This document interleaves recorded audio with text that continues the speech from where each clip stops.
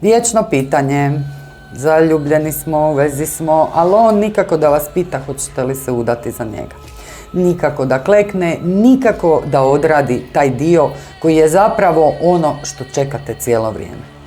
Ima i onih koji su u vezama 6, 7 godina, 8 godina, 10 godina, pa sad ćemo sačekati da karijeru riješimo, pa sad ćemo sačekati da ovo, da ono. Prosidba ne dolazi. Činjenica je, dragi moji, da u današnje vrijeme prosidba uglavnom dolazi ako igrom slučaja ostanete trudni ili trudni. Nekad se kaže mi smo trudni, zavisi kako koji par ima odnos, a u nekim zemljama se kaže ona je trudna i sad se moram ženiti. E pa, dragi moji, da znate što vas čeka, da li ćete se ženiti, vjenčati ili imati svadbu, pitat ćemo bogove.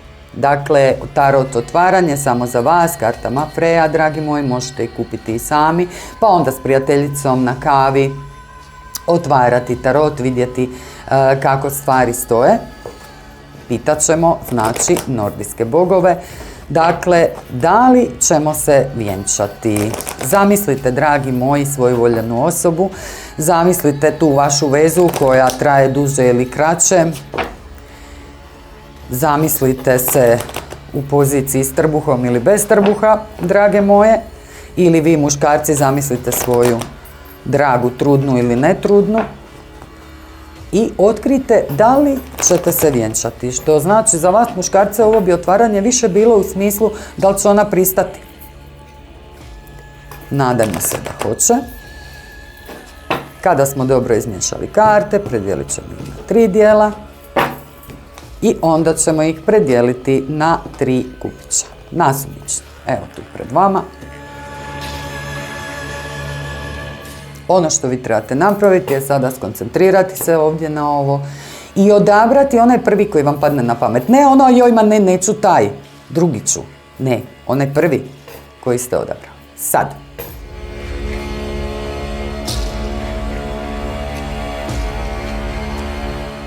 Ako ste odabrali, jer ne treba vam više vremena, idemo vidjeti što bogovi kažu. Dragi moji, ovdje postoji prepreka. Svekar, svekrva, najčešće svekrva ili njena mama, njena sestra ne žele da vaša veza završi brakom. Dakle, ovdje se rade čak neke stvari vama da se to ne dogodi. Zbog toga se ovi, dragi moji mladenci, nalaze na nekakvom raskrižju, nisu sigurni hoće li ili neće ući u brak. Posebice ova karta sugerira na muškarca koji ne zna kuda će. U jednom trenutku taj čovjek je bio centriran.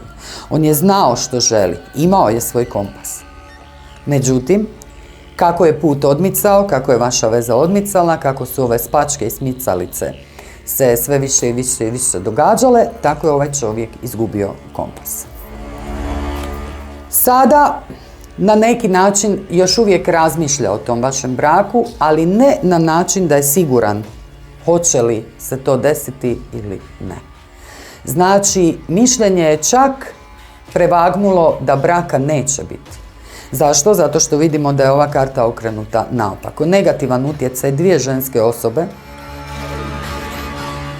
razmeđa puta, negdje ni desno ni lijevo i naravno negativne misli. Ova karta bi mogla sugerirati da ta vaša osoba čak joj se više ni ne da o tome razmišljati. Izgubila je volju. Nije se desilo, dogodili su se negativni utjecaji i ovdje ne vidim da će kao ishod biti brak. Za sve vas koji ste odabrali ovaj srednji kup karata, i ovdje ponovo dvije ženske osobe koje se miješaju u vaše stvari. Ovdje bi se više radilo o mladenki. Dakle, ili mladencu kojima najbolji prijatelj ili najbolja prijateljica sugeriraju da u brak ne ulaze. Zašto? Zato što smatraju da ta osoba nije za vas, da ta osoba vama nije suđena i tako dalje i tako dalje. Svi vi koji slušate svoju najbolju prijateljicu ili svoga najboljeg, dragi moji prijatelja, uvalit ćete se u grne probleme. Vaša voljena osoba prekinut će s vama, a to onda vama znači psihički krah. Dakle, upropaštavate, dragi moji, nešto na osnovu nečijih priča, što je dobro, što može trajati, nešto što ćete sami zapravo pokopati i upropastiti i jednoga dana. Imam ja klijentice koje mi kažu mi smo bili zajedno pa su se naši roditelji protivili prije 30 godina, mene zanima gdje je sad taj čovjek, šta se s njim događa. Dakle, vjerujte mi, ostaće vam gorak ukus u ustima. Dakle, gorak okus, u ustima će vam ostati još godinama poslije i kada prođete onaj svoj brak, sve one nemire koje ćete izazvati ovakvim svojim postupanjem, dakle, neodlukom ulaska u brak, ćete se nakon toga, kada prođete kuku i motiku kalvariju u onom braku u kojem ćete biti, ćete se sjetiti ovoga što je vama Freja danas ovdje rekla. Svi vi koji ste odabrali ovaj treći kup karata, ovdje se sugerira gubitak. Dakle, ne gubitak u smislu emocija, nego vi i vaša voljena osoba na neki način stavljate svoje materijalne stvari ispred činjenice da želite stupiti u brak. Nije bitno da li imate posao, nije bitno da li ste riješili karijeru, nije bitno, stavljate, dragi moji, sve na kocku. Zbog čega? Zbog para. Ja znam da se sve u životu vrti oko para, međutim, dragi moji, vjerujte mi, iz mog iskustva ljubav se ne može kupiti. Ljubav se može pronaći. Morate imati sreću da ste sreli baš tu osobu i da baš ta osoba želi vas. I onda sa ovakvim razmišljanjima sami sebi ubijate ljubav koja u ovoj vezi postoji. Dakle, dragi moji, ovdje je nekakav savjet da jednostavno između, evo, 2 karte novca, dakle, nemojte to raditi. Između svega ovoga čuči ljubav. Ovdje u ovom otvaranju zapravo vam se kaže, brak je tu, brak je moguć, ali vi ga odgađate. Svjesno, namjerno, zbog materijalnih stvari. Nemojte to, dragi moji, raditi da se i vi jednoga dana ne biste probudili i pitali što bi bilo kad bi bilo, jer vjerujte mi, novca će biti, no sreće neće. Dok ste mladi, dok ste zdravi, možete zaraditi novac, ali isto tako, dragi moji, ako prekinete, ako krenete nekim drugim putem, vjerujte mi da vaša sreća neće biti ovakva. Vrlo rijetko se ova karta otvara i svi vi koji gledate moja otvaranja primijetit ćete da bogovi kartu ljubavi daju vrlo rijetko i uvijek uglavnom bude okrenuta naopako. No ovoga puta prava ljubav je u pitanju, materijalne interese morate staviti sa strane. Da li ćete se vjenčati? Dakle, niko od ovih parova ovdje trenutno nema namjeru se vjenčati. Jedan od vas čeka, drugi od vas kalkulira i naravno to je uvijek tako u životu. Do onog trenutka dok ova osoba koja kalkulira ne izgubi tlo pod nogama, ne izgubi sve ono što je važno i što je vrijedno i počne tražiti zamjene. Onog trenutka kad si nađete, dragi moji, nekakvu zamjenu, nekakvu nadoknadu u nekoj trećoj osobi, vjerujte mi, nećete biti sretni kao što bi bili u braku, možda sa puno manje novca, ali u braku sa puno više ljubavi. Za sve vas koji me ne znate, moje ime je Freja, www.tarotmagijasororefreja.com, to je moja službena web stranica.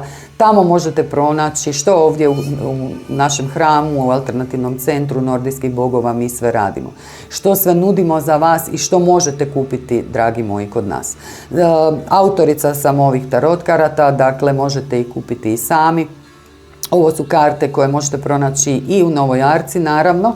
To svi znaju da je to jedan od najstarijih alternativnih dućana u Hrvatskoj, ali možete ih naručiti i direktno od nas. Napominjem da je cijena apsolutno ista. Isto tako magijska ulja, ritualne svijeće, parfemi za privlačenje suprotnog spola prema tradicionalnim recepturama, starim vikinškim recepturama. Kreme također, svašta nešto možete naći, programirane kristale, možete pronaći ritualne svijeće koje izrađujemo ručno.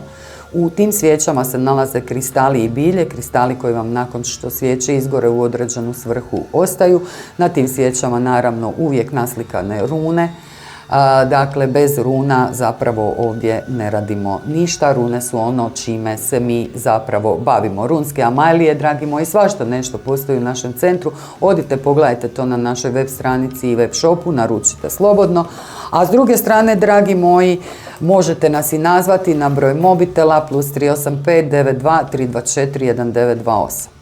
Na tom broju ćete dobiti mene ili ćete dobiti nekoga od mojih suradnika gdje se može dogovoriti termin kako za otvaranje tarota, tako za ritualna savjetovanja, ali možete i naručiti naravno naše proizvode. Sve to zapravo možete, dragi moji, napraviti na +385 92 324 1928. Svi vi koji podržavate naš rad i sve ovo što radimo ovdje, stisnite pretplata tu na YouTube kanalu jer to ne košta ništa. Isto tako, dragi moji, zapratite nas na TikToku, zapratite nas na Instagramu ili Facebooku. Dakle, sve platforme, samo ukucate Soror Freja, dobit ćete, dragi moji, nas. Po velikom broju pretplatnika vidite da smo to mi, da to nisu neki fake profili, jer i to imamo upozorenja. Čim vam ima tamo negdje 100-200 pretplatnika, to vam, dragi moji, nismo mi, jer naši pretplatnici broje se u tisućama. Do nekog sljedećeg puta, do nekog novog otvaranja, do nečeg novog što smo pripremili isključivo i samo za vas. Voli vas i ljubi cijela ekipa Alternativnog centra i moja malenkost, vaša Freja. I neka bogovi blagoslove vas i sve ono što vam je u životu važno. Blagoslovljeni bili, dragi moji, i neka tako bude.